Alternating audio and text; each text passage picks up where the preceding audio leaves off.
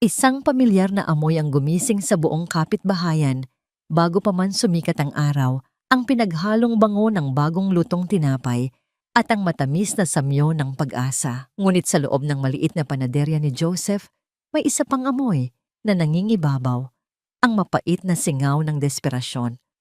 4:00 pa lang ng umaga, pero ang pawis ay malagkit ng gumuguhit sa kanyang noo, humahalo sa pinong alikabok ng harina na tila permanenteng nakadikit sa kanyang balat.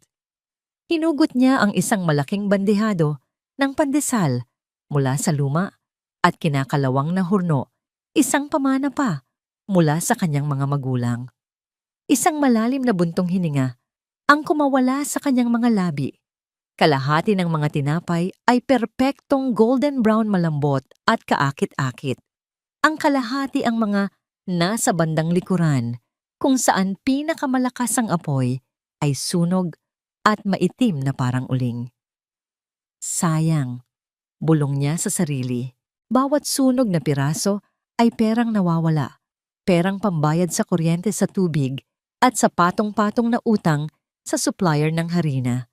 Ang Panaderia de Padua, na dating simbolo ng kasipagan ng kanyang mga yumaong magulang, ay unti-unti nang nilalamon ng panahon at ng mga modernong coffee shop na nagsulputan sa paligid. Siya na lang ang natira, kasama ang lumang hurno at ang mga alaalang nakapinta sa bawat sulok ng gusali. Habang maingat niyang inaalis ang mga sunog na tinapay, isang matinis na tunog ang umalingaw-ngaw sa tahimik na panaderya. Ang kanyang lumang cellphone. Kinapa niya ito sa bulsa ng kanyang maruming pantalon. Sa screen, kumikislap ang isang pangalan na nagdulot ng pamilyar na kirot sa kanyang dibdib, Kathy. Ang kanyang ate. Nag-atubili siya bago sagutin. Hello, Joseph. Salamat naman at sinagot mo. Ang boses ni Kathy sa kabilang linya ay matinis at puno ng artipisyal na kasiglahan na parang laging may kausap na audience. Huwag mong kakalimutan ha sa linggo.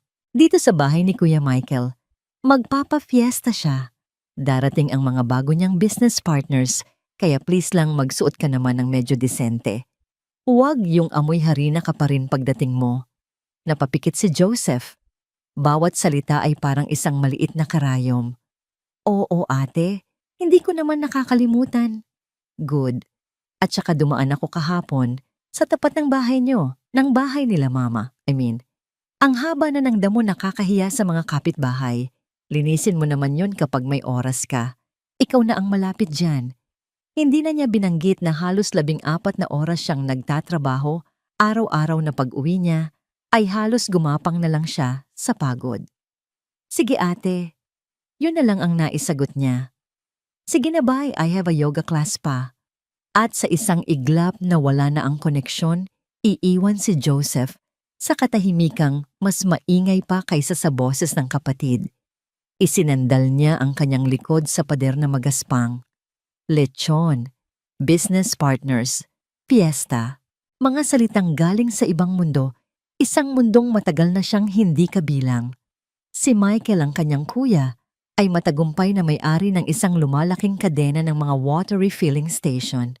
Si Kathy naman ay napangasawa ng isang middle-level executive at ginugugol ang oras sa pagpapakitang gilas sa social circle nito. At siya si Joseph, ang bunso, ang naiwan para mag-alaga sa kanilang mga magulang hanggang sa mga huling sandali ng mga ito. Ang nagmana ng bahay na unti-unti nang gumuho at ng panaderyang halos hindi na kumikita. Habang naglilinis ng sahig, may naramdaman siyang isang maliit at lukot na papel sa kanyang bulsa. Kinuha niya ito. Isang tiket sa loto. Naalala niya ang araw na binili niya yon, isang hapon ng matinding pagkabigo. Matapos masira na naman ang thermostat ng hurno at masunog ang lahat ng kanyang niluto. Sa sobrang desperasyon, isinugal niya ang huling 20 pesos sa kanyang bulsa. Tinayaan ang mga numerong may malalim na kahulugan, ang kaarawan ng kanyang ina at ama, at ang petsa ng kanilang sabay na pagpanaw. Isang mapait na ngiti ang sumilay sa kanyang labi. Asa ka pa, Joseph? Sabi niya sa sarili, at akmang ilulukot na muli ang papel nang bigla siyang natigilan. Ngayon nga pala ang draw. Gabi na nang matapos ang kanyang mga gawain. Ang panaderya ay sarado na at ang tanging ilaw ay mula sa isang maliit na bumbilya sa itaas ng kanyang mesang gawaan. Umupo siya pagod at gutom habang kumakain ng natirang pandesal na isinawsaw sa kapeng matabang. Kinuha niya ang lumang dyaryo na iniwan ng isang customer kanina. Binuklat niya ito sa pahina kung saan nakalista ang mga nanalong numero. Kinuha niya ang tiket mula sa kanyang bulsa. Isa-isa niyang tiningnan. Ang unang numero, tumama. Bahagya siyang umayos ng upo. Ang pangalawang numero, tumama rin. Nagsimulang bumilis ang kabog ng kanyang dibdib. Ang pangatlo, ang pang-apat, ang panglima. Lahat ay magkakatugma. Napahinto siya sa paghinga. Ang kanyang mga mata ay nanlalaki na katitig sa huling numero sa dyaryo at sa huling numero sa kanyang tiket. Pareho. Ang mundo ni Joseph ay biglang tumahimik. Ang ingay ng mga sasakyan sa labas, ang ugong ng lumang refrigerator, lahat ay naglaho. Ang tanging naririnig niya ay ang dumadagundong na pintig ng kanyang puso. Sa ilalim ng mga numero sa dyaryo, may nakasulat na maliliit na letra, Grand Prize 400. Isang mananalo. Nagsimulang manginig ang kanyang mga kamay. Binitawan niya ang tiket na para bang bigla itong nag-aapoy. Hindi siya sumigaw. Hindi siya tumalon sa tuwa. Sa halip dahan-dahan niyang ipinatong ang kanyang mga braso sa mesa, isinubsob ang kanyang muka at humagulgol. Umiyak siya hindi lang dahil sa tuwa, kundi dahil sa bigat ng lahat ng kanyang tiniis. Umiyak siya para sa mga gabing hindi niya alam kung saan kukunin ang pambili ng gamot ng kanyang mga magulang. Umiyak siya para sa bawat pangungutya at pagmamaliit na natanggap niya mula sa kanyang mga kapatid. Umiyak siya dahil sa wakas, pagkatapos ng napakatagal na panahon ng kadiliman, isang nakakasilaw na liwanag ang biglang sumabog sa kanyang harapan. Ngunit habang dumadaloy ang kanyang mga luha, isang malamig na damdamin ang unti-unting gumapang sa kanyang puso. Naalala niya ang tawag ni Kathy kaninang umaga. Ang pag-aalala nito sa disenteng damit at sa mahabang damo, pero ni minsan ay hindi nangumusta kung kumakain ba siya. Naalala niya ang huling pag-uusap nila ni Michael kung saan tinawag siya nitong kawawa at walang ambisyon. Paano kung malaman nila, bigla na lang ba siyang magiging pinakamamahal na kapatid? Bigla na lang ba siyang magiging disente at may ambisyon? Isang ideya ang biglang sumibol sa kanyang isipan, isang ideyang mapait, masakit ngunit kailangan. Isang pagsubok, isang paraan upang malaman nang walang bahid ng duda kung sino talaga sila kapag wala siyang maibibigay. Pinunasan niya ang kanyang mga luha. Ang kanyang mukha na kanina'y puno ng lumbay ay napalitan ng isang blangko at determinadong ekspresyon. Maingat niyang tiniklop ang tiket. Lumakad siya patungo sa isang lumang aparador at kinuha ang isang lata ng biskwit na pinagtaguan ng kanyang ina ng mga importanteng dokumento noon. Inilagay niya ang tiket sa loob, sa ilalim ng mga lumang resibo at ng birth certificate niya. Isinara niya ang lata. Sa pagbabalik nito sa aparador, nasalamin niya ang kanyang sarili sa madilim na salamin ng pinto. Ang nakita niya ay hindi na ang pagod at talunang si Joseph. Isang bagong tao ang nakatitig pabalik. Isang taong may hawak na 400 milyong piso at isang plano na susukat sa tunay na halaga ng dugo at pamilya. Nagsimula na ang kanyang paghahanda para sa sakit na katarata. Ang bahay ni Michael sa isang pribadong subdivision ay isang mundo na kaiba sa luma at amoy-hari ng buhay ni Joseph. Mula sa labas ang mga modernong linya ng arkitektura, ang malawak na hardin na may mga nakatagong ilaw at ang dalawang mamahaling sasakyan na nakaparada sa garahe ay sumisigaw ng isang salita tagumpay.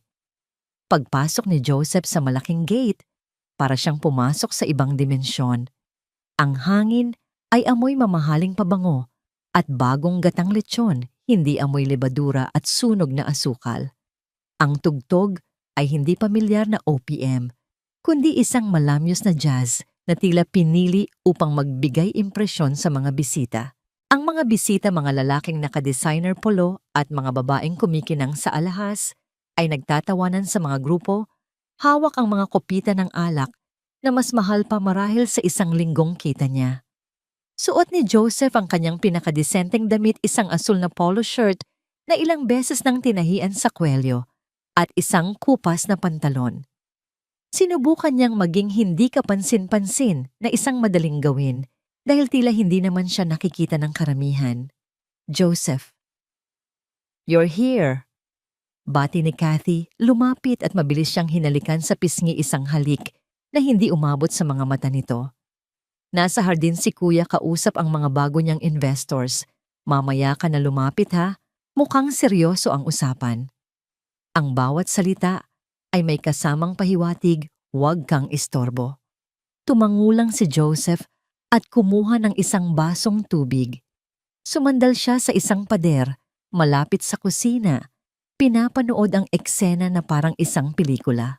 Nakita niya si Michael sa gitna ng isang grupo, tumatawa ng malakas habang may itinuturo sa bagong renovate na swimming pool.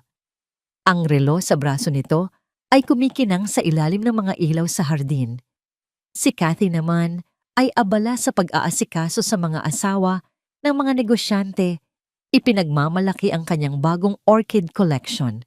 Pamilya. Ito ang kanyang pamilya. Ngunit sa piling nila, mas ramdam niya ang pag-iisa. Sa kanyang bulsa, ang resibo ng kanyang pinakadesenteng damit ay isang paalala ng kanyang kahirapan. Ngunit sa ilalim ng lumang kama niya sa bahay, nakatago ang isang tiket sa loto, isang sikretong nagbibigay sa kanya ng kakaibang lakas ng loob. Hinintay niya ang perpektong sandali. Nang matapos na ang mga seryosong usapan, nang ang lahat ay masayang kumukuha ng pagkain, at nang si Michael ay nasa sentro ng atensyon, nagyayabang tungkol sa planong pagpapalawak ng kanyang negosyo. Dahan-dahang lumapit si Joseph. Ang ingay ng kanyang pag-ubo ay halos hindi narinig sa lakas ng tawanan, kaya't kinailangan niyang magsalita. "Kuya." "Ate?" Ang boses niya ay mahina, halos pabulong, ngunit sapat na upang maputol ang momentum ng kasiyahan. Tumahimik ang grupo sa paligid nila. Tumingin si Michael sa kanya, bahagyang nairita sa pagkaantala. "Oh Joseph, anong problema? Kulang ba ang pagkain?" biro nito at nagtawanan ng ilang bisita. "Hindi kuya, may kailangan lang sana akong sabihin. Importante." Bumuntong hininga si Michael, isang senyales ng pagkabagot. "Ano yun? Bilisan mo, nagkakatuwaan kami dito." Huminga ng malalim si Joseph. Inilabas niya mula sa isang lumang brown envelope ang isang piraso ng papel, isang pekeng medical diagnosis na ipinagawa niya sa isang kaibigan sa rekto. Ang papel ay mukhang opisyal, kompleto sa logo ng isang klinika at isang hindi maintindihang pirma ng doktor. Nagpatingin ako sa mata kahapon. Simula niya sinisikap na gawing garalgal ang kanyang boses. "Matagal ko nang napapansin na lumalabo. Sabi ng doktor, mayroon daw akong advanced cataract sa kanang mata. Mabilis daw ang paglala." Ang salitang cataract ay nagpatahimik sa lahat. Biglang naging seryoso ang mga mukha. Kailangan daw operahan agad, sa loob ng 2 linggo. Kung hindi, baka tuluyan na akong mabulag sa kanang mata. "Diyos ko, Joseph." Bulalas ni Kathy, inilagay ang kamay sa dibdib na parabang siya ang direktang apektado. Nagpatuloy si Joseph, diretso ang tingin sa kanyang kapatid na lalaki. "Ang problema? Kuya, ang operasyon ay nagkakahalaga ng 50,000 pesos. Isang nakabibinging katahimikan ang bumalot sa kanila. Ang 50,000 pesos, isang halaga na para kay Joseph ay katumbas ng bundok, ngunit para kay Michael ay barya lamang kumpara sa halaga ng relong suot nito. Biglang humalakhak si Michael. Hindi isang tawang nag-aalala, kundi isang tawang mapanghusga. 50,000 ulit niya umiiling-iling. Joseph, Joseph, alam mo ba kung ano talaga ang problema mo? Hindi yang mata mo. Ang problema mo ay ang pagmamanage mo ng pera. Natigilan si Joseph. Hindi ito ang reaksyong inaasahan niya. Tignan mo yang panaderya mo. Patuloy ni Michael, ang boses ay lumalakas, ginagawang leksyon ang kanyang kahihiyan sa harap ng mga bisita nito. Luma na maliit ang kita. Ilang beses ko nang sinabi sa'yo na isara mo na yan at magtrabaho ka na lang sa akin, pero matigas ang ulo mo. Pamana ni Papa. Ito, pamana ni Mama. Iyan. Ayan, anong napala mo? Michael, tama na yan. Saway ni Kathy, ngunit walang kasinseryoso. Hindi. Kailangan niyang marinig to. Giit ni Michael. Gusto kitang turuan ng leksyon, Joseph. Isang leksyon tungkol sa pagiging self-reliant. Hindi ka matututo kung sa bawat problema mo ay tatakbo ka lang sa akin para manghingi ng pera. Hindi ako bangko. Ang bawat salita ay parang suntok sa sikmura ni Joseph. Ang kanyang pag-asa, gaano man kaliit, ay biglang nadurog. Hindi naman ako nanghihingi, kuya. Nangungutang lang. Babayaran ko kapag ano? Kapag kumita na yang mga sunog mong tinapay, putol ni Michael. Pasensya na, kapatid. Pero ang sagot ko ay hindi. Para rin yan sa'yo. Pagkasabi niyon, tumalikod si Michael at muling humarap sa kanyang mga bisita na tila walang nangyari. O ano pang hinihintay nyo? Kumuha pa kayo ng lechon. Minsan lang to? Naiwan si Joseph na nakatayo. Hawak pa rin ang pekeng resulta ng laboratorio. Ang kanyang mukha ay namumula sa hiya at galit. Para siyang basurang itinapon sa gitna ng isang marangyang pagdiriwang. Sa gitna ng kanyang pagkapahiya, lahat ng mga mata ay bumaling kay Kathy. Ang kanyang ate. Ang babaeng mahilig mag-post ng Bible verses sa Facebook. Tumingin si Joseph sa kanya, ang kanyang mga mata ay nagmamakaawa, naghahanap ng kahit kaunting habag, isang huling sinag ng pag-asa sa gabing iyon ng pagkukunwari. Ang lahat ng tingin ay natuon kay Kathy. Ang malakas at mayabang na boses ni Michael ay nag-iwan ng isang nakakabinging katahimikan, at sa katahimikang yon, si Kathy ang naging sentro ng entablado. Nakatitig si Joseph sa kanya, ang mga mata ay puno ng huling hibla ng pag-asa. Si Kathy, ang kanyang ate, na laging nagsisimba tuwing linggo, ang nagpo-post ng mga salita ng Diyos sa social media, ang laging may dalang rosaryo sa bag. Isang dramatikong pag-arte ang unang isinagot ni Kathy. Nag-antanda siya ng krus, ang kanyang mga daliring may mamahaling singsing ay marahang dumampi sa kanyang noo. At dibdib, isang malalim na buntong hininga ang pinakawalan niya, sapat na para marinig ng mga taong malapit sa kanila. Tumingala siya sa langit na para bang humihingi ng banal na gabay. Joseph, kapatid ko. Simula niya, ang boses ay malumanay at puno ng pagkukunwaring awa. Diyos ko, pinagdarasal kita gabi-gabi. Alam ng Panginoon kung gaano kabigat ang puso ko sa sitwasyon mo. Hinawakan niya ang kamay ni Joseph. Ang kanyang mga kamay ay malambot at makinis, isang malaking kaibahan sa magaspang at kalyadong palad ng kapatid. Gusto kitang tulungan, maniwala ka. Gustong-gusto ko. Isang maliit na kislap ng pag-asa ang sumilay sa puso ni Joseph. Kahit kalahati lang, ate. Ako na ang bahala sa iba. Umiling si Kathy, ang kanyang muka ay nagpapakita ng matinding kalungkutan. Iyan nga ang problema, bunso. Ang pera ko kasi, naka-invest lahat sa isang spiritual project. Isang malaking donasyon para sa pagpapatayo ng bagong kapilya sa probinsya. Hindi ko na pwedeng bawiin, nakapangalan na sa Panginoon. Tila isang malamig na hangin ang humampas kay Joseph. Spiritual project, kapilya. Ang mga dahilan ay napakabanal pakinggan, ngunit sa kanyang pandinig, ang mga ito ay mga pader na mas matibay pa sa pagtanggi ng kanyang kuya. Pero ate, huwag kang mag-alala. Putol ni Kathy, pinisil ang kanyang kamay. Hindi ka pababayaan ng Diyos. Ang mga pagsubok na tulad nito ay paraan niya para patatagin ang ating pananampalataya. Siguro ang kailangan mo ay mas maraming dasal at hindi reklamo. Ipagdarasal kita, ipagdarasal ko na may isang mabuting kaluluwa na tumulong sa'yo. Iyon na. Ang hatol ay naibigay na. Dasal. Iyon ang tulong na kaya niyang ibigay. Hindi na napigilan ni Joseph ang pait na namuo sa kanyang lalamunan. Dasal. Ulit niya ang boses ay hindi na nagmamakaawa kundi puno na ng sarkasmo. Lagi kitang nakikita sa simbahan, ate. Nag-aabot ka ng donasyon para makita ng mga tao. Nagpo-post ka sa Facebook tungkol sa pagtulong sa kapwa. Pero sa sarili mong kapatid na nangangailangan, dasal lang ang maibibigay mo. Biglang nagbago ang anyo ng mukha ni Kathy. Nawala ang maskara ng pagiging banal. Napalitan ito ng pagkainis at hiya. Binitawan niya ang kamay ni Joseph na parabang napaso. How dare you, Joseph? Sita niya ang boses ay tumaas na. Pagkatapos kitang bigyan ng payo, ganyan pa ang sasabihin mo, bastos ka. Bastos ba ang magsabi ng totoo? Ganti ni Joseph ang galit. Na matagal nang kinikim-kim ay nagsimula ng umapaw. Para sa mga business partners ni Kuya may lechon at alak. Para sa kapilya sa probinsya may donasyon ka.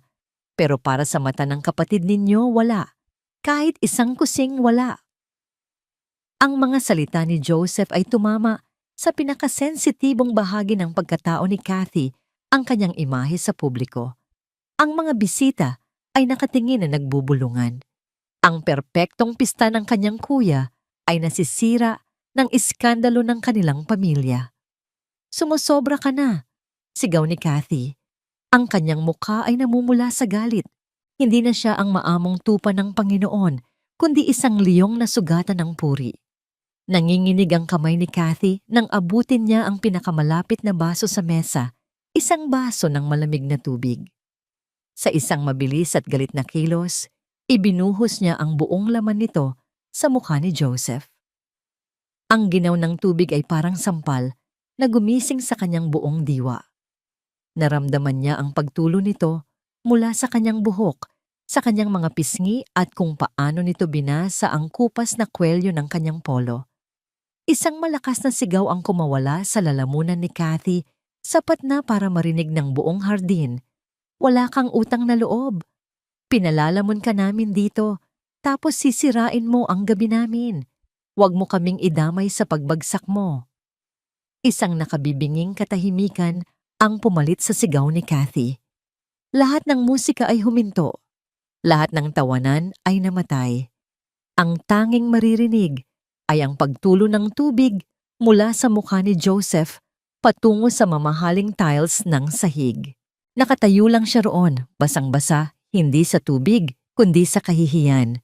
Nakita niya ang mga tingin ng mga bisita, mga tingin ng awa ng pagkatsismis ng pagkamuhi. Hindi siya gumanti, hindi siya nagsalita. Dahan-dahan, tinalikuran niya ang lahat. Ang kanyang kapatid na babae na nanginginig sa galit. Ang kanyang kapatid na lalaki na nakatayo lang at walang ginawa. Ang mga estrangherong hinusgahan siya nang hindi man lang alam ang kanyang kwento. Walang lingon-likod na tinalikuran niya ang marangyang selebrasyon na amoy lechon at pagkukunwari. Tinalikuran niya ang kanyang pamilya habang naglalakad siya papalabas sa malaking gate at pabalik sa madilim na kalye. Ramdam niya ang bawat patak ng tubig na unti-unting natutuyo sa kanyang mukha. Ngunit ang sakit sa kanyang puso ay mananatiling basa at sariwa. Sa gabing iyon, naintindihan niyang lubusan siya ay tunay na nag-iisa. Naglakad si Joseph na walang tiyak na patutunguhan. Ang bawat hakbang ay mabigat, bawat hininga ay isang pakikibaka. Ang malamig na tubig na ibinuhos sa kanyang mukha ay natuyo na, ngunit ang ginaw na dulot ng pagtatakwil ng sariling pamilya ay nanunuot hanggang sa kanyang kaluluwa. Kasabay ng pagpatak ng kanyang mga luha, ang pagbuhos ng malakas na ulan. Hindi siya naghahanap ng masisilungan. Hinayaan niyang basain siya ng langit na para bang umaasang mahuhugasan nito ang dungis ng kahihiyang idinulot sa kanya. Ngunit ang ulan ay sa balat lamang. Ang sugat ay nasa loob malalim at mahapdi. Dinala siya ng kanyang mga paa, pabalik sa pamilyar na mga kalye ng kanilang lugar, mga kalyeng saksi sa kanyang paglaki sa kanyang mga pangarap, at ngayon sa kanyang pinakamatinding kabiguan. Sa gitna ng dilim na dulot ng gabi at ng makapal na ulap isang munting ilaw ang tila kumakaway sa kanya. Iyon ang karinderya ni Aling Luz Viminda. Kahit sarado na ang ilaw sa loob ng kusina, ay nakabukas pa. Si Aling Luz, isang biyudang nasa mga 60 anyos na, ay abala sa pagpupunas ng mga mesa. Ang kanyang muka ay may mga guhit na ng pagod at panahon, ngunit ang kanyang mga mata ay laging may taglay na init at kabaitan. Napatigil si Joseph sa tapat ng karinderya, nakatayo sa ilalim ng ulan na parang isang basang sisiw. Nakikita siya ni Aling Luz mula sa salaming bintana. Agad nitong ibinaba ang hawak na basahan at sa kanyang mukha ay mababakas ang purong pag-aalala. Mabilis niyang binuksan ang pinto. "Joseph, anak, anong nangyari sa'yo? Bakit ka nagpapaulan dyan? Halika, pumasok ka." Hindi na niya hinintay ang sagot. Hinawakan niya sa braso si Joseph at marahang hinila papasok sa init at seguridad ng kanyang munting kainan. Ang amoy ng bagong saing na kanin at ng natirang adobo ay sumalubong kay Joseph, amoy ng isang tahanan na matagal na niyang hindi naramdaman. "Diyos ko, basang-basa ka," sabi ni Aling Luz habang kinukuha ang isang malinis na tuwalya mula sa likod ng pinto. "Umupo ka muna dyan at ipagtitimpla kita ng mainit na salabat." Sumunod si Joseph na parang isang robot. Umupo siya sa isang lumang silyang yari sa kahoy. Ibinigay sa kanya ni Aling Luz ang tuwalya at maya-maya lang ay isang umuusok na tasa ng salabat na may pamilyar na anghang ng luya. "Salamat po, Aling Luz." "Ano ka ba?" sabi ng matanda umupo sa tapat niya. Tinitigan siya nito nang may pag-aalala. "May problema ba, anak? Huwag kang mag-atubiling magsabi. Mukhang pasan mo ang daigdig." Sa simpleng tanong na yon, gumuho ang lahat ng pader na pilit itinatayo ni Joseph sa paligid ng kanyang puso. Nanginginig ang kanyang mga labi habang sinubukan niyang ikwento ang nangyari, ang bersyon na inihanda niya para sa kanyang pagsubok. "Kailangan ko po ng operasyon sa mata, Aling Luz," sabi niya, ang boses ay basag. "Sabi po ng doktor may katarata ako. Kung hindi maaagapan baka hindi na po ako makakita." "Sus Mario Sep," bulalas ni Aling Luz na pahawak sa dibdib. "Pumunta po ako sa kanila para humingi ng tulong." Patuloy ni Joseph, hindi na binanggit ang pangalan ng kanyang mga kapatid. Pero wala po silang maibigay. Isang malalim na pag-unawa ang mababasa sa mga mata ni Aling Luz. Hindi na siya nagtanong pa. Alam niya ang kwento ng pamilya nila. Tumayo siya. "Sandali lang, Joseph. Huwag kang aalis." Pumasok si Aling Luz sa maliit na kwarto sa likod ng karinderya. Pagbalik niya, may hawak na siyang isang maliit na tela na tila supot. Maingat niya itong kinala sa harap ni Joseph. Mula sa loob, kinuha niya ang isang rolyo ng mga lukot-lukot na pera na tinalian ng isang lastiko. Inilapag niya ito sa mesa. "Joseph," sabi niya sa isang mahinahon ngunit seryosong boses, "hindi ito malaki, pero ito ang lahat ng naipon ko. Pampaaral sana ito ni Mia sa susunod na semestre." Si Mia ang kanyang nag-iisang anak na nag-aaral ng medisina. Bago pa man makapagsalita si Joseph, ipinagpatuloy na ni Aling Luz. "Pero mas importante ang mata mo. Mas importante ang kinabukasan mo. Paano ka gagawa ng iyong masasarap na tinapay kung hindi ka makakita? Paano mo itataguyod ang sarili mo?" Kinuha niya ang kamay ni Joseph at sa pilitang isinara ang mga palad nito sa rolyo ng pera. "Hindi po, Aling Luz. Nakakahiya po. Para po kay Mia yan. Ako na ang bahala kay Mia," giit ng matanda. "Makakahanap ako ng paraan. Ang mahalaga ikaw. Huwag mo nang isipin ang pagbabayad. Kapag nakaluwag-luwag ka, Nabayaran mo na lang ako ng pandesal araw-araw.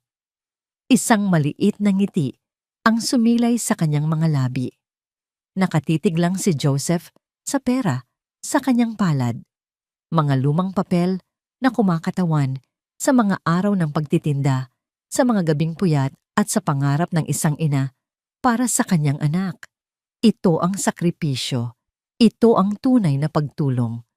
At doon sa loob ng maliit na karinderya, habang umuugong ang ulan sa labas, muling umiyak si Joseph. Ngunit hindi na ito ang luha ng kahihiyan at galit. Ito ay luha ng labis na pasasalamat, isang luhang humuhugas sa lahat ng sakit na kanyang naramdaman. Tinanggap niya ang pera. Hindi dahil kailangan niya ang halaga nito, kundi dahil kailangan niya ang patunay. Kailangan niyang hawakan ang katibayan na sa kabila ng lahat ng kasakiman at pagkukunwari sa mundo, mayroon pa ring tunay at walang kondisyong kabutihang loob na umiiral. Ang ilaw sa karinderya ni Aling Luz ay hindi lang isang bumbilya. Iyon ang naging ilaw sa pinakamadilim na gabi ng buhay ni Joseph. Kinabukasan habang ang Maynila ay abala pa, sa paggising si Joseph ay lulan na ng isang bus patungo sa ibang syudad. Sa kanyang suot na simpleng t-shirt at maong, walang sino man ang mag-aakala na ang lalaking tahimik na nakatingin sa bintana ay naglalakbay upang kunin ang isang premyong babago sa takbo ng kanyang mundo. Ang rolyo ng pera mula kay Aling Luz ay maingat na nakatago sa isang sobre sa kanyang bag, isang sagradong anting-anting laban sa kasakiman na kanyang haharapin. Ang punong tanggapan ng bangko ay isang tore ng salamin at bakal, isang modernong katedral na sumisimbolo sa kapangyarihan ng pera. Sa pagpasok niya ramdam ni Joseph ang tingin ng mga gwardiya at empleyado, isang tinging nagsusuri mula ulo hanggang paa. Ngunit sa kanyang puso, wala ng takot o hiya. Ang tiket sa kanyang bulsa, ang kanyang baluti. Dinala siya sa opisina ng branch manager, isang magalang na lalaking nagngangalang Mr. Robles. Nang mailatag ni Joseph ang tiket at ang kanyang mga identification card, ang propesyonal na ngiti ni Mr. Robles ay napalitan ng hindi maitagong pagkamangha. "Binabati ko po kayo, Mr. Padua," sabi ng manager matapos ang masusing beripikasyon. "Ito po ay isang napakalaking biyaya." "Salamat po." Sagot ni Joseph, ang kanyang boses ay kalmado at kontrolado. "Pero meron po akong isang mahigpit na kondisyon, Mr. Robles." "Ano po iyon?" "Gusto kong manatiling ganap na pribado ang lahat ng ito. Absolute confidentiality. Walang sino man, lalo na sa aking pamilya, ang dapat makaalam ng tungkol dito." Tumango si Mr. Robles. "Makakaasa po kayo, sir. Ano po ang inyong mga plano?" "Investment trust fund." Tumingin si Joseph sa labas ng bintana, sa tanawin ng syudad na abala. "Gusto kong magtayo ng isang bagong mundo," sabi niya, mas para sa sarili kaysa sa kausap. Isang mundong mas makatarungan. Sa loob ng ilang oras, inilatag ni Joseph ang kanyang mga unang utos. Itinayo ang isang pangunahing account na hindi basta-basta magagalaw. Nagbukas siya ng isang hiwalay na account na may maliit na halaga, sapat para sa mga paunang gastusin upang hindi makatawag ng pansin. Ang lahat ng transaksyon ay gagawin sa pamamagitan ni Mr. Robles lamang. Sa paglabas niya sa bangko, si Joseph ay isa ng ibang tao. Sa panlabas na anyo, siya pa rin ang hamak na panadero. Ngunit sa kanyang kalooban, isa na siyang estratehista, isang hari na lihim na naghahanda sa kanyang pagbabalik. Sa mga sumunod na araw, nagsimula ang kanyang tahimik na operasyon. Gamit ang isang bagong SIM card na hindi nakapangalan sa kanya, isa-isa niyang tinawagan ang mga numero mula sa internet, isang kilalang architectural firm, isang respetadong construction company, at isang grupo ng mga financial consultant. Ang mga pagpupulong ay ginawa niya sa mga hindi inaasahang lugar, sa mga simpleng coffee shop sa kabilang bayan, malayo sa mga matang mapanuri. Ang mga profesional na ito, na sanay sa mga kliyenteng mayayaman, ay naguguluhan sa una sa simpleng anyo ni Joseph ngunit napapahanga sa kanyang talas ng isip at sa linaw ng kanyang mga plano. Ang unang niyang naging target ay isang malaki ngunit abandonadong gusali sa sentro ng syudad, ang dating Paraiso Bakery, isang lugar na hinahangaan niya noong bata pa siya bago ito nalugi at nagsara. Sa pamamagitan ng isang abogado, binili niya ang gusali gamit ang cash. Walang nakaalam kung sino ang tunay na bumili. Para sa lahat, isa itong anonymous corporation.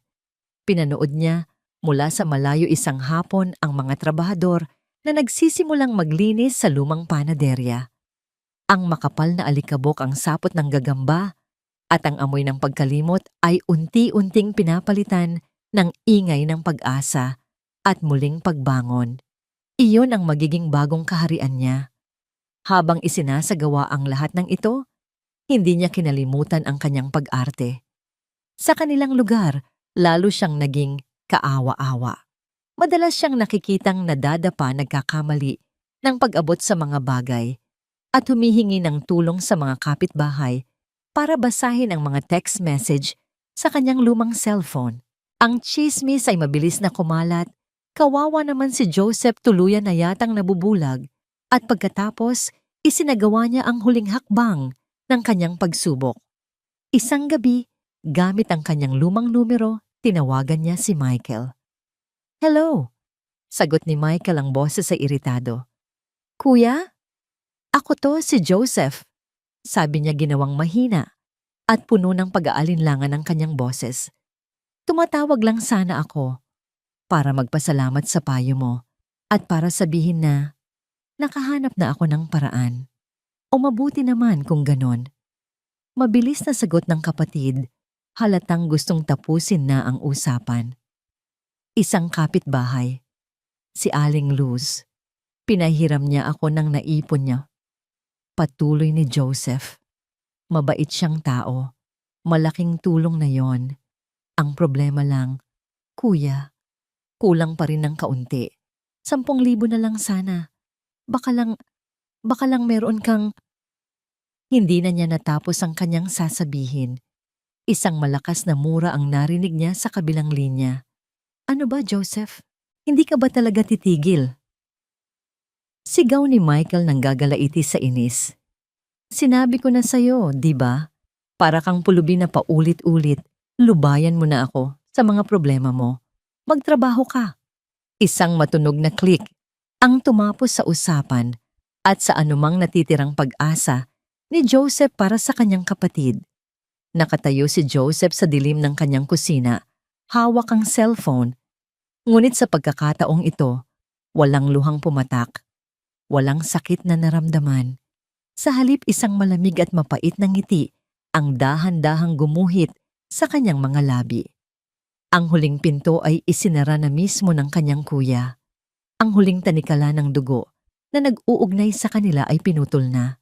Itinaas niya ang kanyang tingin na para bang nakikita ang kinabukasang malinaw pa sa sikat ng araw. Wala nang babalikan. Bulong niya sa hangin. Wala nang pangalawang pagkakataon. Linggo ng umaga, isang linggo.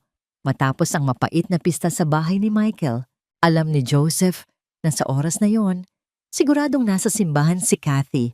Ipinapakita ang kanyang pekeng kabanalan sa buong kongregasyon.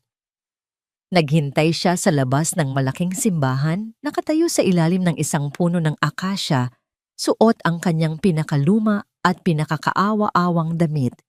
Nang matapos ang misa, isa-isang nagsilabasan ng mga tao. Nariyan si Kathy, napapaligiran ng kanyang mga amiga, nagtatawanan habang ipinapakita ang kanyang bagong hikaw. Ang kanyang mukha ay nagliliwanag sa kabanalan na para bang kalalabas lang sa presensya ng mga anghel. "Ate." Ang tawag ni Joseph ay mahina, ngunit sapat na para marinig at mapahinto si Kathy at ang kanyang mga kasama. Ang nangiti sa mukha ni Kathy ay biglang naglaho, napalitan ng pagkainis na pilit itinatago. "Joseph, anong ginagawa mo dito?" Tanong niya, ang boses ay pabulong ngunit may diin, tila nahihiyang makita siya ng kanyang mga kaibigan. Ang mga amiga ni Kathy ay tumingin kay Joseph na may halong pagtataka at pandidiri. Siya ang kawawang kapatid, ang laman ng tsismis, pagkatapos ng nagdaang linggo. Kailangan lang kitang makausap, ate. Saglit lang. Pakiusap ni Joseph, sinadyang ipakita ang desperasyon sa kanyang muka at kilos. Bumuntong hininga si Kathy at bumaling sa kanyang mga kaibigan. "Excuse me for a moment, girls. Family matter." Lumayo sila ng kaunti sapat na para hindi marinig ng iba ang kanilang pag-uusapan. "Ano na naman ito, Joseph?" Tanong niya walang pasensya. "Hindi ka ba talaga natuto?" "Pasensya na, ate. Ito na ang huli pangako," sabi ni Joseph. "Alam kong ayaw mo nang mag-abala sa pera. Naiintindihan ko. Ang kailangan ko lang sana, kung pwede mo akong igarantiya sa bangko para makautang. Papel lang ang pipirmahan mo. Ako na ang bahala sa lahat. Ito na ang huling pagsubok. Hindi pera ang hinihingi niya, kundi tiwala. Isang pirma. Isang patunay ng pagiging magkapatid. Isang mapait na tawa ang kumawala sa mga labi ni Kathy. Guarantor Joseph, nakikinig ka ba sa sarili mo? Sa tingin mo ba, isusugal ko ang malinis kong pangalan at reputasyon para sa isang katulad mo na walang kasiguruhan sa buhay? Paano kung hindi ka makabayad? Ako ang hahabulin ng bangko. Madudungisan ang pangalan ng asawa ko. Babayaran ko, ate. Pinapangako ko. Mga pangako mo. Singhal ni Kathy ang boses ay tumatalas na. Ang reputasyon ko, Joseph, iyan ang tanging yaman na hindi kayang bilhin ng pera. At hindi ko hahayaang sirain yon ng isang bagsak na panadero na katulad mo. Ang payo ko sa'yo, tigilan mo na ang pangangarap at tanggapin mo na lang ang kapalaran mo. Baka yan talaga ang plano ng Diyos para sa'yo. Pagkasabi niyon, tinalikuran niya si Joseph na parang isang basurang nakakalat sa banal na lugar ng simbahan. Mabilis siyang bumalik sa kanyang mga amiga tumatawa na para bang isang nakakainis na langaw lang ang kanyang itinaboy. Naiwan si Joseph na nakatayo, ngunit sa pagkakataong ito, isang malalim na kapayapaan ang kanyang naramdaman. Tapos na. Ang lahat ng pag-aalinlangan, lahat ng paano kung ay nabura na. Ang pagtanggi ni Kathy ay hindi na masakit. Ito ay isang kumpirmasyon, isang huling selyo sa desisyong matagal nang nabuo sa kanyang puso. Hapon na ng araw na yon, may dalang dalawang sobre, kumatok si Joseph sa pinto ng karinderya ni Aling Luz. "Joseph, anak, tuloy ka." Bati ng matanda. "Kumusta ang mata mo? Nakahanap ka na ba ng doktor?" "Mas malinaw pa po sa dati ang paningin ko, Aling Luz." Sagot ni Joseph, isang tunay na ngiti ang unang beses na sumilay sa kanyang mga labi sa loob ng mahabang panahon. "At nandito po ako para ibalik ang hiniram ko." Iniabot niya ang unang sobre. Binuksan ito ni Aling Luz at nakita ang eksaktong halaga na ipinahiram niya. "Naku, salamat sa Diyos, pero saan ka nakakuha agad ng pera?" "At ito naman po ang interes," sabi ni Joseph. Iniabot ang pangalawang sobre na mas makapal at mas mabigat. Nagtatakang binuksan ni Aling Luz ang pangalawang sobre. Ang kanyang mga mata ay nanlaki, hindi makapaniwala sa nakikita. Sa loob isang tseke mula sa bangko na may pangalan niya at isang halaga na halos ikahimatay niya. 5, 5, 6 na 0. Ano? Ano ito, Joseph?" Nauutal na tanong ni Aling Luz. Nanginginig ang mga kamay na hawak ang tseke. "Peke ba ito? Nagbibiro ka ba?" Umupo si Joseph sa tapat niya, hinawakan ang kanyang mga kamay na nanginginig. "Hindi po yan biro, Aling Luz. At hindi rin po peke. Totoo po yan. Pero saan galing ang ganito kalaking pera?" Huminga ng malalim si Joseph. "Hindi po totoong may sakit ako sa mata. At hindi rin po totoo na wala akong pera. Ang totoo po, nanalo ako sa loto." Ang pagkagulat sa mukha ni Aling Luz ay napalitan ng kalituhan. "Loto? Pero bakit? Bakit ka humingi ng tulong? Bakit mo hinayaan ang sarili mong mapahiya? Dahil kailangan ko pong malaman.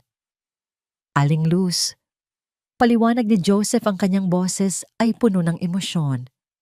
Kailangan kong malaman kung sino ang mga taong tunay na karapat-dapat na makasama sa biyaya.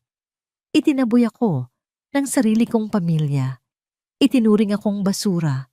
Pero kayo, Aling Luz, kayo na walang-wala, ibinigay ninyo ang lahat. Nagsimulang mamasa ang mga mata ng matanda. Ang perang yan, patuloy ni Joseph, ay para sa inyo. Para hindi na ninyo kailangang magtrabaho araw-araw. Para mapatapos si Mia sa pag-aral ng walang inaalala. Para mabili ninyo ang pangarap ninyong bahay. Pero Joseph, sobra-sobra ito. Walang halaga ang kayang tumumbas sa kabutihan ng puso ninyo. Sabi ni Joseph, at may isa pa po akong alok. Sa sentro binili ko po ang Lumang Paraiso Bakery. Ipaparenovate ko po iyon para maging pinakamalaking panaderya at restaurant sa bayan natin. At gusto ko po, kayo ang maging kasosyo ko, business partner. Napatakip ng bibig si Aling Luz, ang mga luha ay malaya nang dumadaloy sa kanyang mga pisngi. Ang biyudang nagbebenta ng ulam sa isang maliit na karinderya ay magiging may-ari ng isang malaking negosyo. Ang balita tungkol sa biglaang swerte ni Joseph ay nagsimula nang kumalat sa kanilang lugar. Ang kwento ay maingat na inikot. Nakatanggap daw si Joseph ng malaking mana mula sa isang malayong kamag-anak sa Amerika. Isang kwentong kapani-paniwala, sapat upang ipaliwanag ang biglaan niyang pagyaman. Nakarating ang tsismis kina Michael at Kathy. Hindi sila makapaniwala. Mana saan galing, ngunit sa kanilang mga pusong puno ng pag-aalinlangan, may sumibol ding isang maliit at pangit na damdamin ng takot. Ang takot na baka nagkamali sila. Ang takot na baka ang kapatid na kanilang itinaboy ay hindi na ang kawawang Joseph na kanilang kilala. Isang linggo matapos kumalat ang balita tungkol sa kanyang mana, tinawagan ni Joseph ang kanyang mga kapatid. Ginamit niya ang kanyang luma at pamilyar na numero, at ang boses na ginamit niya ay ang boses ng dating si Joseph mahina at puno ng pag-aalinlangan. Kuya Ate. O Joseph, napatawag ka. Sagot ni Michael, ang tono ay halatang nagbago. Mayroon ng bahid ng pagkukunwaring interes, isang pangingisda para sa katotohanan. Gusto ko lang sana kayong imbitahan. Sabi ni Joseph, sa bahay nila Mama. May mahalaga lang sana akong sasabihin. Gusto ko ring magpaalam ng maayos. Magpaalam, aalis ka? Tanong ni Kathy na halatang nakikinig sa kabilang linya. Hindi ko pa sigurado, sagot ni Joseph. Pero bago ako magpa-opera, gusto kong ibigay na sa inyo ang bahay. Ayokong maging pabigat pa. Pag-usapan natin sa Sabado ng gabi. Maghahanda ako ng kaunting hapunan. Ang alok ay tila isang isdang may pain. Ang bahay, kahit luma at halos gumuho na ang lupa nito, ay may malaking halaga. At ang kaunting hapunan ay nagbigay sa kanila ng pagkakataon upang kumpirmahin ang mga tsismis tungkol sa mana. Sige, darating kami. Mabilis na sagot ni Michael. Tamang-tama. May mga plano na rin kami para sa lupang yan. Dumating ang Sabado ng gabi. Sina Michael at Kathy ay dumating na magkasama sakay ng bagong SUV ni Michael. Sa pagbaba nila, ang kanilang mga mukha ay hindi maitago ang pandidiri sa itsura ng bahay na kanilang kinalakihan. Ang pintura ay natutuklap, ang mga bintana ay maalikabok, at ang bakuran, bagamat nilinis ni Joseph, ay bakas pa rin ang kapabayaan. Napakadilim naman dito. Reklamo ni Kathy habang maingat na humahakbang sa sira-sirang pasilyo. Amoy luma. Hayaan mo na. Malapit na rin naman nating ipagiba. Tubulong ni Michael. Pagpasok nila sa sala, ang nadatnan nila ay lalong nagpatibay sa kanilang pagkadismaya. Ang silid ay halos walang laman. maliban sa mga lumang silya at isang maliit na mesang kawayan sa gitna. Sa ibabaw ng mesa, may 3 plato mga baso at isang kaldero ng kanin at isang mangkok ng sardinas. Ito ang kaunting hapunan. Sardinas, hindi makapaniwalang sabi ni Kathy. Joseph, seryoso ka ba? Mula sa dilim ng kusina, lumabas si Joseph. Suot pa rin niya ang kanyang karaniwang damit trabaho, ang kanyang mukha ay blangko. Pasensya na, ito lang ang nakayanan ko, sabi niya sa isang mahinang boses. Umupo sila puno ng pag-aalinlangan. Si Michael ay hindi na makapaghintay. So ano itong tungkol sa mana mo, Mana? Totoo ba? Tumingin si Joseph sa kanila isa-isa. Bago yan, sabi niya, kumain muna tayo. Walang ganang sumubo ng kanin at sardinas sina Michael at Kathy. Ang bawat subo ay parang insulto sa kanilang panlasa na sanay sa mga mamahaling pagkain. Habang sila'y kumakain sa katahimikan, biglang may isang malakas na tunog na yumanig sa buong bahay. Isang malakas na click. At bigla ang buong bahay ay naligo sa isang napakaliwanag na ilaw. Ang mga nakatagong ilaw sa kisame na ipinasadya ni Joseph ay sabay-sabay na bumukas, ipinapakita ang bawat sulok ng sala. Ngunit hindi na yon ang luma at maruming sala. Sa isang iglap tila nagbago ang lahat. Mula sa mga silid sa gilid, sunod-sunod na lumabas ang mga taong naka-uniforme. Mga waiter na may dalang mga bandehado ng pagkain na umuusok pa, hindi sardinas kundi steak hipon, at mga pagkaing ang pangalan ay hindi man lang nila masambit. Isang waiter ang naglagay ng isang ice bucket na may lamang pinakamamahaling champagne sa tabi ng mesa. Sina Michael at Kathy ay natulala. Hindi makagalaw ang kanilang mga bibig, ay nakanganga. Mula sa isa pang silid ay lumabas si Aling Luz at ang kanyang anak na si Mia. Parehong nakasuot ng eleganteng damit, ang kanilang mga muka ay kalmado at may dignidad. At pagkatapos si Joseph, dahan-dahan siyang tumayo. Hinubad niya ang kanyang maruming damit trabaho. Sa ilalim nito nakasuot siya ng isang mamahaling suit na tila isinukat para lamang sa kanya. Ang kanyang buhok ay maayos na nakasan at sa kanyang pulso isang relong simple, ngunit halatang mas mahal pa sa sasakyan ni Michael. Ang Joseph na nakatayo sa harap nila ngayon ay hindi na ang kapatid nilang kaawa-awa. Siya ay isang estrangherong puno ng kapangyarihan at awtoridad. Anong ibig sabihin nito? Nauutal na tanong ni Kathy. Ito ang gabi ng katotohanan, ate. Sagot ni Joseph, ang kanyang boses ay hindi na mahina, kundi matatag at malamig na parang bakal. Welcome sa aking totoong hapunan. Kinuha niya ang isang makapal na folder mula sa isang portfolio na nakatago sa ilalim ng mesa. Isa-isa niyang inilapag ang mga dokumento sa ibabaw ng sardinas. Ito, sabi niya, itinuturo ang unang papel, ang titulo ng lupa ng Paraiso Bakery.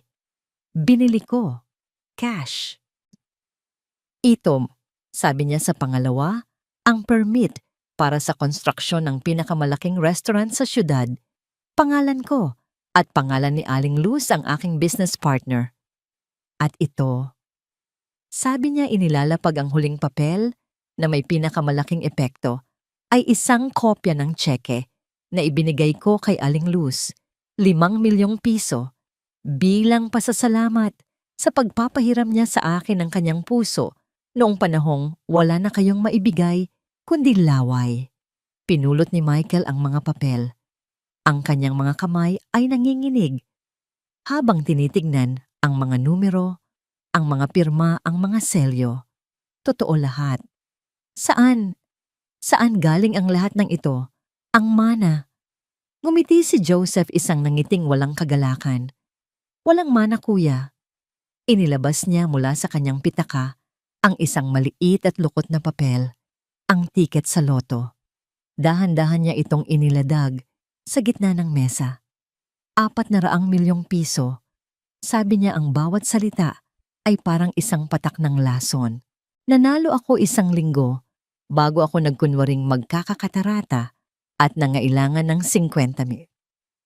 Ang reaksyon sa mukha ng kanyang mga kapatid ay isang obra maestra ng pagkasuklang pagsisisi at purong kasakiman.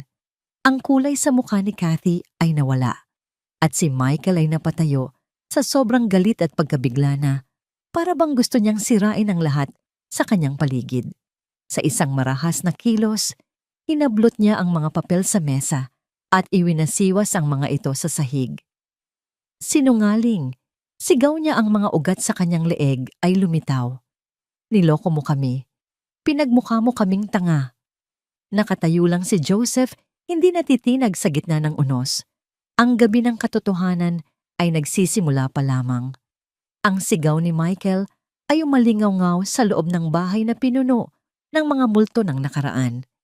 Ang mga papel na naglalaman ng bagong yaman ni Joseph ay nagkalat sa sahig, tinatapakan ang alaala ng hapagkainan kung saan sila dati nagsasalo-salo bilang isang pamilya. Paano mo nagawa sa amin ito, Joseph? Segunda ni Kathy, nanginginig ang boses sa pinaghalong galit at pagsisisi. Kapatid mo kami. Dugo mo kami. Sinubukan niyang lumapit ang kanyang mga kamay ay nakaunat na para bang gustong yakapin ang kapatid na ilang linggo lang ang nakalipas ay kanyang ipinahiya. Ngunit si Joseph ay hindi gumalaw. Tumingin siya sa kanila, ang kanyang mga mata ay walang emosyon, na parang isang hukom na handa nang ibigay ang kanyang sentensya. Dugo ulit niya ang salita, ay puno ng pait. Nasaan ang dugong yan noong kailangan ko kayo? Tumingin siya kay Michael. Tinuruan mo ako ng leksyon, kuya. Isang leksyon tungkol sa pagiging self-reliant. Salamat sa'yo, natuto ako. Natutunan kong hindi pala nasusukat sa dugo ang pagiging pamilya. Kaya heto ako ngayon, nakatayo sa sarili kong mga paa, tulad ng gusto mo. Bumaling siya kay Kathy. At ikaw, ate, pinayuhan mo akong magdasal ng mas marami. Nagdasal ako. Araw-araw, nagdasal ako na sana mali ako tungkol sa inyo. Nagdasal ako na sana kahit sa huling sandali ipakita ninyo na may halaga pa ako. Pero ang mga dasal ko ay walang sagot. Muli niyang inalala ang malamig na tubig sa kanyang mukha. O baka naman ang sagot ay ang mismong pagtanggi ninyo. Hindi mo naiintindihan, Joseph. Desperadong katwiran ni Michael. Iyon ay isang pagsubok lang din. Gusto naming makita kung gaano ka katatag. Kung kaya mo talagang. Huwag. Putol ni Joseph itinaas ang isang kamay. Ang kanyang boses ay mahinahon ngunit may bigat na pumigil sa anumang kasinungalingang sasabihin pa sana. Huwag ninyong insultuhin ang talino ko sa pamamagitan ng paggawa ng mga palusot. Nakita ko, narinig ko, naramdaman ko. Ang pagsubok ay sa akin, pero kayo ang bumagsak. Itinuro niya si Aling Luz na tahimik na nakatayo sa isang sulok saksi sa lahat. Ang babaeng ito, sabi ni Joseph, na hindi ko kadugo, ay handang isakripisyo ang pangarap ng kanyang anak para sa akin. Ibinigay niya ang lahat kahit wala siyang kasiguraduhan kung maibabalik pa. Samantalang kayo na mayroon ng lahat, ipinagkait ninyo sa akin kahit ang mumo mula sa inyong marangyang handaan. Ngayon sabihin ninyo sa akin, sino ang tunay kong pamilya? Ang katotohanan sa mga salita ni Joseph ay parang isang matalim na punyal na tumusok sa puso ni na Michael at Kathy. Wala silang maisagot. Ang kanilang mga mukha ay nagpapakita ng pagkatalo. Biglang lumuhod si Kathy. Ang kanyang eleganteng damit ay kumalat sa maruming sahig. Umiiyak gumapang siya papalapit kay Joseph. Hinawakan ang laylayan ng kanyang mamahaling pantalon. Patawarin mo kami, Joseph, nagkamali kami. Hagulgol niya. Bunso, maawa ka. May mga utang kami. Ang negosyo ng asawa ko. Nalulugi. Ang spiritual project na sinabi ko. Kasinungalingan lahat iyon. Kailangan namin ng tulong mo. Pamilya mo pa rin kami. Tumingin si Joseph sa kanyang kapatid na nakaluhod. Walang awa. Walang habag. Tanging isang malamig na pagkamuhi. Mga utang. Sabi niya ginagaya ang tono ng boses ni Kathy noon. Ang mga utang ay mga pagsubok. Siguro ang kailangan mo ay mas maraming dasal, ate. Tumayo si Michael, ang kanyang desperasyon ay napalitan ng isang mapanganib na galit. May karapatan kami dyan. Anak din kami ni na mama at papa kalahati. Nang premyong yan ay dapat sa amin. Karapatan? Ngumisi si Joseph. Nasaan ang karapatan ko noong ako lang mag-isa ang nag-alaga sa kanila hanggang sa huli nilang hininga? Nasaan ang karapatan ko noong hinati ninyo ang mana at ipinagkait sa akin ang nararapat? Ang karapatan ay pinaghihirapan, kuya, at matagal ninyo nang isinuko ang anumang karapatan ninyo sa akin. Huminga siya ng malalim at sa kanyang pagbuga ng hangin, tila isinama na niya ang lahat ng natitirang koneksyon sa kanila. Lumabas na kayo, sabi niya. Ang kanyang boses ay hindi nagalit, kundi pagod at pinal. Hindi sila gumalaw. Nanatiling nakaluhod si Kathy habang si Michael ay nakatayo na, parang isang toro na handang sumugod. Sinabi kong lumabas na kayo. Ulit ni Joseph mas may diin. Sa isang senyas niya na hindi nila napansin, ang dalawang pinto sa magkabilang gilid ng sala ay bumukas. Mula roon ay lumabas ang dalawang malalaki at naka-uniformeng security guard na kanina pa tahimik na naghihintay. Ang kanilang presensya ay nagpuno sa silid ng isang hindi matatawarang awtoridad. Hindi kami aalis. Sigaw ni Michael. Bahay din namin ito. Hindi na ngayon, sagot ni Joseph. Ang bahay at lupang ito, kasama ng lahat ng alaala, ay ibinenta ko na. Sa akin. Kahapon. Iyon na ang huling dagok. Sir, tanong ng isa sa mga gwardiya, naghihintay ng utos. Tumingin si Joseph sa mga mukha ng kanyang mga kapatid, mga mukhang minsan niyang minahal, ngunit ngayon ay larawan na lamang ng kasakiman at pagkatalo. Pakihatid sila sa labas, mahinang utos niya. Ang mga gwardiya ay kumilos ng may propesyonal na kahusayan. Hinawakan nila sa braso sina Michael at Kathy. Si Michael ay pumalag, sumisigaw ng mga mura at banta. Si Kathy naman ay humahagulgol, nagmamakaawa, ang kanyang mamahaling makeup ay kumalat na sa kanyang mukha. Joseph, huwag mong gawin ito. Sigaw ni Kathy habang kinakaladkad palabas. Magbabago na kami, patawad. Hayop ka. Joseph, sumpain ka sana. Huling sigaw ni Michael bago sila tuluyang mailabas sa pinto. Naiwan si Joseph sa gitna ng sala kasama si Aling Luz at Mia. Ang katahimikan ay nabasag lamang ng malakas na pagsara ng pinto sa labas na sinundan ng tunog ng makina ng sasakyan na mabilis na umalis. Sa labas ang ulan ay muling nagsimulang pumatak na, para bang ang langit mismo ang lumuluha para sa isang pamilyang tuluyan ng nawasak. Nakatayo sina Michael at Kathy sa ilalim ng ulan sa labas ng gate ng bahay na dati sa kanila. Napatingin sila sa maliwanag na bintana kung saan naiwan ang kapatid na kanilang iwinaksi at ang yaman na habang buhay na nilang pagsisisihan. Ang mga araw na sumunod sa gabi ng katotohanan ay nagdala ng malawakang pagbabago, hindi lang para kay Joseph, kundi para sa buong komunidad. Ang katahimikan ni na Michael at Kathy ay hindi nagtagal. Ang kanilang galit at kahihiyan ay umapaw at sinubukan nilang siraan si Joseph sa pamamagitan ng pagpapakalat ng sarili nilang bersyon ng kwento na si Joseph ay isang sakim na kapatid na itinago ang mana at ipinagkait ang para sa kanila. Ngunit huli na ang lahat. Si Aling Luz, sa kanyang mahinahon at simpleng paraan, ay naikwento na ang totoong nangyari sa kanyang mga suki sa karinderya. Ang kwento ng peking katarata, ang 50,000 na ipinagkait, at ang pagtulong niya mula sa kaibuturan ng kanyang puso. Ang kwentong ito, na mas kapani-paniwala at puno ng emosyon, ay kumalat na parang apoy sa tuyong damuhan. Mula sa mga palengke hanggang sa mga beauty parlor, mula sa mga tricycle driver hanggang sa mga may bahay, ang kwento ni na Joseph, Michael at Kathy ay naging modernong alamat ng kasakiman at kabutihan.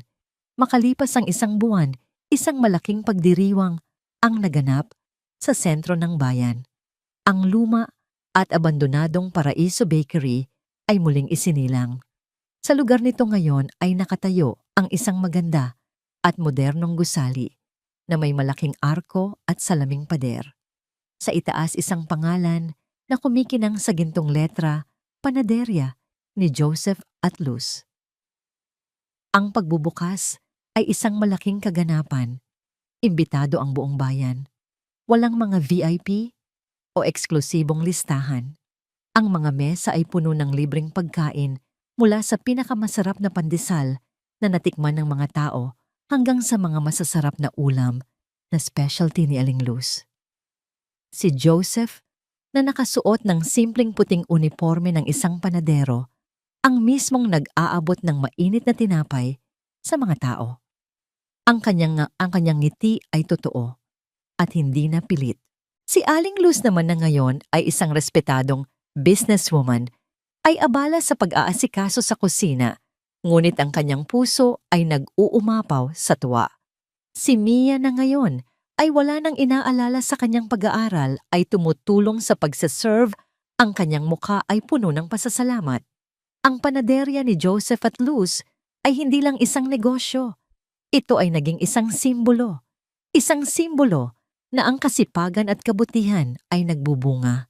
Naging paboritong lugar ito ng mga tao, hindi lang dahil sa masarap na pagkain, kundi dahil sa kwento sa likod nito. Ang bawat piraso ng tinapay ay may lasa ng pag-asa. Samantala, ang mundo ni na Michael at Kathy ay unti-unting gumuho. Ang kwento ng kanilang pagiging maramot ay nakaapekto ng husto sa negosyo ni Michael. Ang mga customer ng kanyang water refilling station ay isa-isang lumipat sa ibang supplier. Ang mga empleyado niya na naririnig din ng kwento ay nawalan ng respeto sa kanya. Upang takpan ang kanyang mga pagkakautang, napilitan siyang ibenta ang kanyang bagong SUV at ang bahay sa subdibisyon na dati niyang ipinagmamalaki. Si Kathy naman ay nakaranas ng mas masakit na kaparusahan, ang pagkawala ng kanyang social status. Ang kanyang mga amiga na ayaw madikit sa isang pamilyang may iskandalo ay isa-isa siyang iniwasan. Ang kanyang asawa na nalaman ang tungkol sa nawalang 400 milyong piso ay hindi na siya tinratong parang reyna. Nawala ang kanyang mga alahas, ang kanyang mga credit card at ang kanyang buhay na puno ng pagkukunwari. Ilang beses silang sumubok na makipag-ugnayan kay Joseph. Nagpadala sila ng mga text message na puno ng pagsisisi. Tumawag sila, ngunit ang kanilang mga numero ay nakablock na. Minsan sa araw ng Pasko, nagpadala sila ng regalo sa panaderya. Isang basket ng prutas na halatang mura at pilit. Ipinabalik ito ni Joseph nang hindi man lang binubuksan, na may kasamang isang simpleng mensahe, "Salamat, pero busog na ako." Hindi galit ang nararamdaman ni Joseph. Sa halip isang malalim na kapayapaan, naintindihan niya na ang tunay na pagpapatawad ay hindi nangangahulugan ng muling pagtanggap sa mga taong sumira sa'yo. Minsan, ang pagpapatawad ay ang pagpapalaya sa sarili mula sa bigat ng kanilang alaala. Isang hapon, habang nagbabantay siya sa counter, lumapit si Mia. "Tito Joseph," sabi nito, "may isang sulat na dumating para sa'yo." Ibinigay nito ang isang sobre na may logo ng pinakamalaking unibersidad sa bansa. Binuksan ito ni Joseph. Sa loob, isang liham ng pasasalamat. Ang Padua Luz Viminda Scholarship Foundation, ang pundasyong itinayo niya gamit ang isang bahagi ng kanyang yaman, ay nakapagpaaral na ng unang batch ng 10 mahihirap ngunit matatalinong estudyante. Tumingin si Joseph sa labas ng salaming bintana. Nakita niya ang mga taong masayang kumakain, ang mga batang tumatakbo ang buhay na patuloy na umiikot. Napangiti siya. Ang kanyang bagong mundo ay hindi perpekto. Mayroon pa ring mga uling sa ilalim ng perpektong lutong tinapay. Ngunit ngayon, alam na niya kung paano piliin ang mga pirasong karapat-dapat ilagay sa kanyang hapagkainan. Lumipas ang mga taon. Ang panaderya ni Joseph at Luz ay naging isang institusyon sa kanilang bayan. Isang lugar na hindi lang nagbebenta ng tinapay, kundi nagbibigay din ng kabuhayan sa 12-dosenang empleyado na itinuturing ni Joseph at Aling Luz na pamilya. Si Mia ay isa ng ganap na doktora, naglilingkod sa isang pampublikong ospital, isang buhay na testamento ng kabutihang ipinunla ng kanyang ina. Si Joseph naman ay nanatili sa kung saan siya nagsimula, sa harap ng mainit na hurno, bagamat kayanan niyang kumuha ng pinakamagagaling na panadero sa buong bansa. Pinili niyang manatiling malapit sa puso ng kanyang negosyo. Ang pagmamasa ng harina, ang paghihintay sa pag-alsa ng libadura, ang pagbabantay sa tamang init ng apoy, ang mga ito ang nagpapaalala sa kanya kung saan siya nanggaling at kung ano ang tunay na mahalaga. Isang maulang hapon, habang abala ang lahat sa panaderya, isang matandang lalaki ang pumasok. Siya ay payat na kaluma at basang damit at sa kanyang mukha ay may bakas ng matinding pagod. Lumapit siya sa counter, nanginginig ang mga kamay habang binibilang ang mga baryang hawak. "Pabili po," sabi niya sa mahinang boses sa isa sa mga bagong kahera. "Isang kape at yung pinakamurang tinapay." Napansin ni Joseph ang matanda mula sa kanyang pwesto malapit sa kusina. Ngunit ang mas nakakuha ng kanyang pansin ay ang salamin sa mata nito.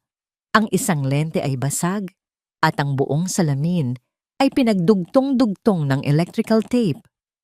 Pilit nitong idinidilat ang kanyang mga mata upang mabasa ang menu board, ngunit halatang hirap na hirap siya.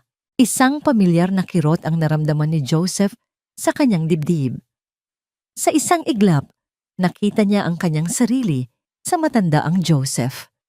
Na nagkunwaring malabo ang paningin ang Joseph na naramdaman ng takot na baka isang araw ay lamunin na lang siya ng kadiliman. Lumabas si Joseph mula sa kusina, pinunasan ang mga kamay sa kanyang apron at nilapitan ng matanda. "Magandang hapon po, Tay." Bati niya ng may ngiti. "Huwag na po ninyong bayaran. Sagot na po namin ang inyong merienda." Gulat na napatingin ang matanda. "Naku hiho, nakakahiya naman." "Wala po iyon," sabi ni Joseph. Ipinagtimpla niya ito ng mainit na kape at inilagay sa isang plato ang pinakabago at pinakamalambot na ensaymada. "Umupo po muna kayo." Habang kumakain ang matanda, umupo si Joseph sa tapat nito. "Pasensya na po sa tanong, Tay," sabi niya. "Pero mukhang nahihirapan po kayo sa inyong salamin." Bumuntong hininga ang matanda. "Ay oo hiho. Matagal na itong sira. Kailangan na raw palitan, sabi sa health center. Pero alam mo na sa hirap ng buhay, uunahin mo muna ang laman ng tiyan kaysa sa linaw ng mata." Ang mga salitang yon ay tumagos ng diretso sa puso ni Joseph. Pagkatapos kumain ng matanda, inihatid siya ni Joseph sa pinto. Bago ito umalis, may kinuha si Joseph mula sa kanyang pitaka. Hindi pera, kundi isang calling card. "Tatay," sabi niya, "ito po ang card ng pinakamagaling na eye clinic sa syudad. Pumunta po kayo doon bukas. Sabihin niyo lang po, ipinadala kayo ni Joseph Padua. Ang lahat po mula sa check-up sa bagong salamin hanggang sa operasyon, kung kailangan ay bayad na." Nangingilid ang luha sa mga mata ng matanda. Hindi siya makapagsalita. Hinawakan niya ng mahigpit ang kamay ni Joseph. "Bakit? Bakit mo ito ginagawa, Hijo? Hindi mo naman ako kilala." Tumingin si Joseph sa malayong kalsada, kung saan ang ulan ay unti-unti nang tumitila at ang araw ay nagsisimula ng sumilip sa mga ulap.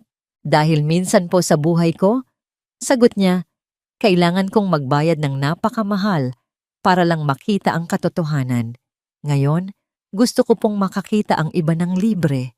Mula sa counter nakatingin si Aling Luz, isang mainit at puno ng pag-unawang ngiti ang nasa kanyang mga labi.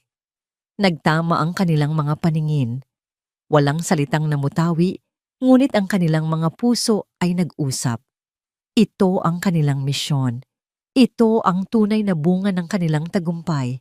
Naintindihan ni Joseph na ang tunay na paningin ay hindi nakasalalay sa kung gaano kalinaw ang kayang makita ng mga mata.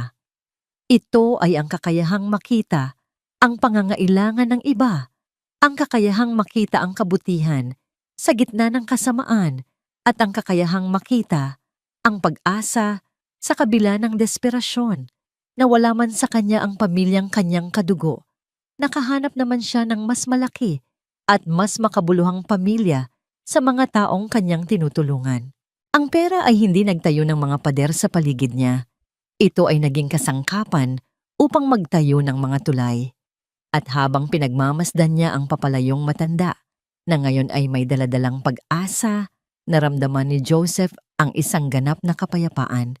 Ang tanawin mula sa kanyang panaderya, ang tanawin ng kanyang bagong mundo, ay napakaganda at napakalinaw. Walang bahid ng anumang katarata. 5 taon. 5 taon ng payapang umaga na may amoy ng bagong lutong pandesal.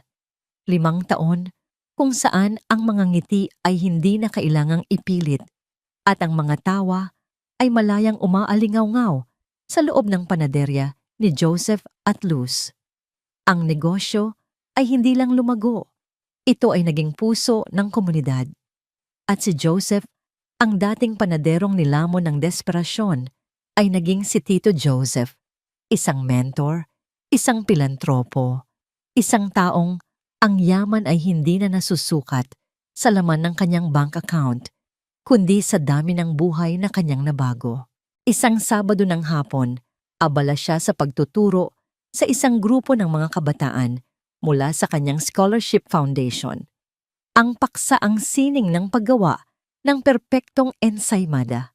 Ang kanyang mga kamay na dati magaspang dahil sa hirap ay ngayoy maliksing gumagalaw, puno ng kumpiyansa at karanasan. Ang tawanan ay umapaw nang ang isa sa mga estudyante ay aksidenteng natapunan ng harina ang sarili.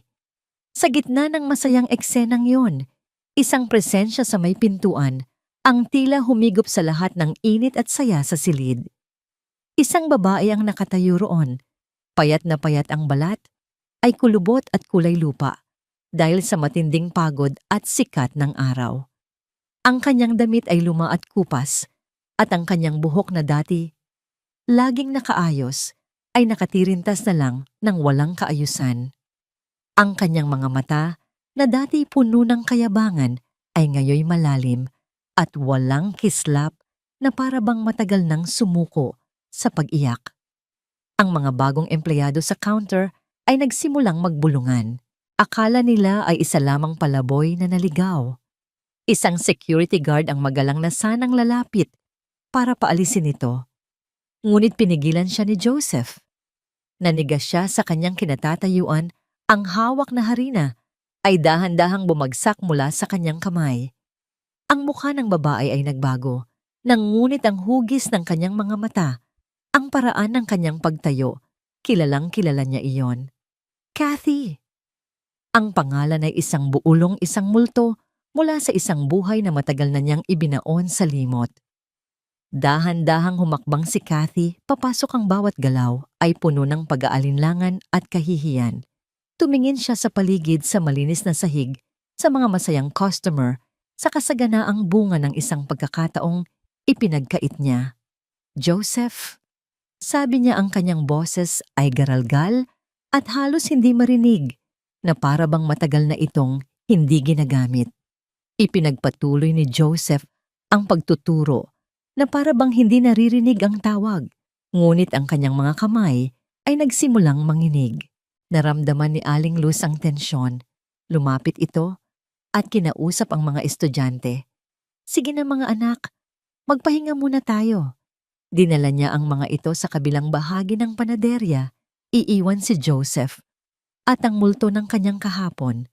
Nang sila na lang ang naiwan, muling nagsalita si Kathy. Joseph, pakiusap. Humarap si Joseph, ang kanyang muka ay isang maskara ng malamig na kawalang interes. Anong kailangan mo? Naliligaw ka yata. Ang simbahan ay sa kabilang kanto. Doon ka humingi ng limos. Ang bawat salita ay matalas isang ganti para sa bawat sugat na iniwan nito sa kanya. Umiling si Kathy. Ang mga luha ay nagsimula nang mamuo sa gilid ng kanyang mga mata. Hindi pera ang kailangan ko, Joseph. Sana nga pera lang. May kinuha siya mula sa kanyang lumang bag. Isang medical abstract lukot at madalas nang basahin. Inilapag niya ito sa mesa sa ibabaw ng harina. Si Kuya Michael, nagsimula siyang humikbi. May sakit siya, malubha. Hindi kumibo si Joseph. Kidney failure patuloy ni Kathy. Stage 5 dahil sa pag-inom. Simula noong nawala ang lahat. Kailangan niya ng transplant.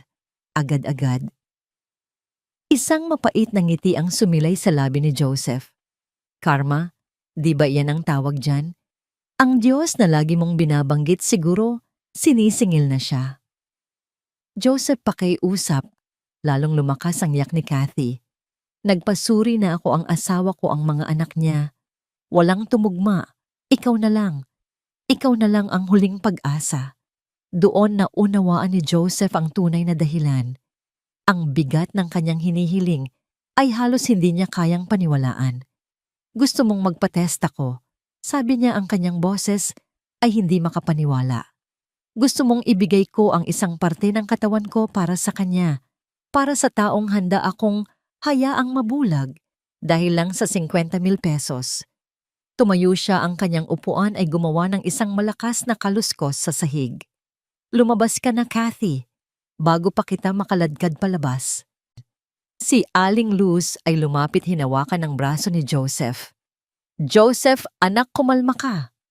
Ang kanyang mga mata ay nagpapakita ng pag-aalala, isang pagnanais na protektahan siya mula sa sakit na muling bumabalik. Tumingin si Kathy kay Joseph, ang kanyang mga mata ay puno ng kabiguan. Alam niyang wala na siyang pag-asa. Tumango siya na para bang tinatanggap ang kanyang huling pagkatalo. Naiintindihan ko, sabi niya sa basag na boses. Tinalikuran na niya ito para umalis. Ngunit bago siya tuluyang makalabas, may kinuha siyang isang bagay mula sa kanyang bulsa. Isang maliit at kupas na litrato, ang mga gilid ay malambot na dahil sa katagalan. Dahan-dahan niya itong inilapag sa mesa. Ito pa tayo, bulong niya. Noong pamilya pa tayo. At pagkatapos ay umalis na siya, isang aninong nilamon ng liwanag sa labas. Naiwan si Joseph nakatitig sa litrato. Sa larawan, 3 bata ang masayang nagtatawanan. Isang batang Michael na akbay-akbay ang kanyang 2 nakababatang kapatid. Isang batang Kathy na may malaking ribbon sa buhok. At isang maliit na batang Joseph na nakangiti ng buong puso, ligtas at masaya sa pagitan ng kanyang mga kapatid. Sa likod nila ang kanilang mga magulang, nakangiti rin. Isang pamilya. Isang perpektong sandali na ninakaw ng panahon at ng kasakiman. Ang kapayapaang pinaghirapan niyang itayo sa loob ng 5 taon ay nagsimulang magpakita ng mga bitak-winasak ng isang maliit at kupas na piraso ng papel na naglalaman ng isang nakaraang hindi niya pala tuluyang matatakasa. Ang gabing iyon ay isa sa pinakamahaba sa buhay ni Joseph. Ang bawat sulok ng kanyang komportableng silid-tulugan na dati isang kanlungan ng kapayapaan ay biglang naging selda ng kanyang nagtatalong isipan. Ang kupas na litrato ay nakapatong sa kanyang mesa sa tabi ng kama at sa bawat sandaling napapatingin siya rito, ang mga ngiti ng mga bata sa larawan ay tila nangungutya sa kanya. Hindi siya makatulog. Pabalik-balik siya sa kama, binabagabag ng mga alaala.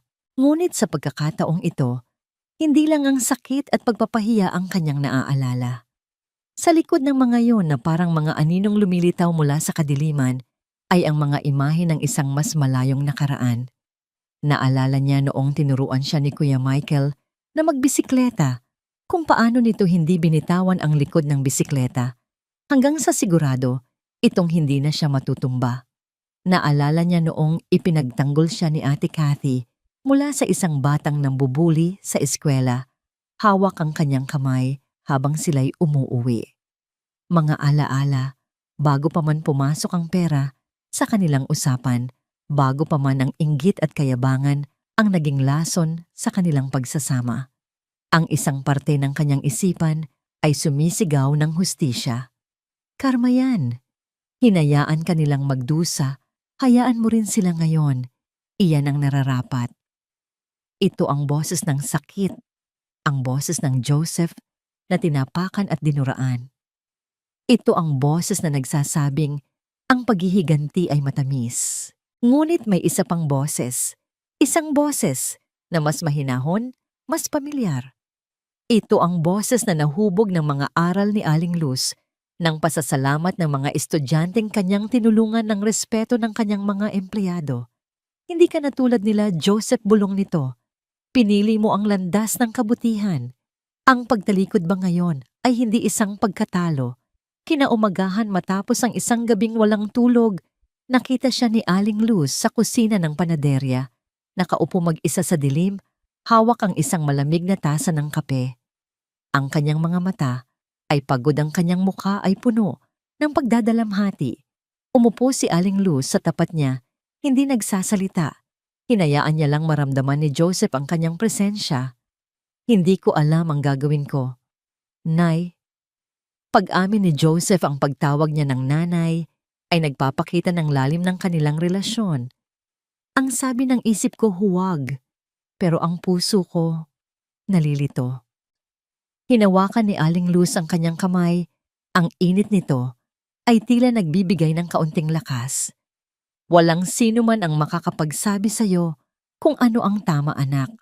Sabi niya sa isang malumanay na boses, ang desisyong ito ay sa'yo lamang. Huminga siya ng malalim bago magpatuloy. Hindi mo utang sa kanila ang buhay mo. Bayad na ang lahat ng utang mo sa kanila at may sukli pa, pero may utang ka sa sarili mo. Isang utang na maging totoo sa kung sino ka talaga, sa taong pinaghirapan mong buuin sa loob ng 5 taon. Tumingin siya ng diretso sa mga mata ni Joseph. Ano man ang desisyon mo, kahit pa ang piliin mong wala kang gagawin na karapatan mo, siguraduhin mong kaya mong harapin ang sarili mo sa salamin kinabukasan. Siguraduhin mong kaya mong panindigan niyan habang buhay. Ang mga salita ni Aling Luz ay hindi nagbigay ng sagot. Sa halip nagbigay ito ng kalinawan. Ang tanong ay hindi na tungkol kina Michael at Kathy. Ito ay tungkol sa kanya. Tungkol sa kung anong klase ng tao si Joseph Padua. Hapon na ng araw na yon, nagpaalam si Joseph na may pupuntahan lang. Nag-arkila siya ng taxi, hindi ginamit ang sariling sasakyan, at nagtungo sa isang pampublikong ospital sa kabilang dulo ng syudad. Isang lugar na malayo sa kanyang marangyang mundo. Mula sa pasilyo ng renal ward, sa likod ng isang malaking salamin, natanaw niya ang isang silid. Sa loob nakahiga ang isang katawang halos hindi na niya makilala.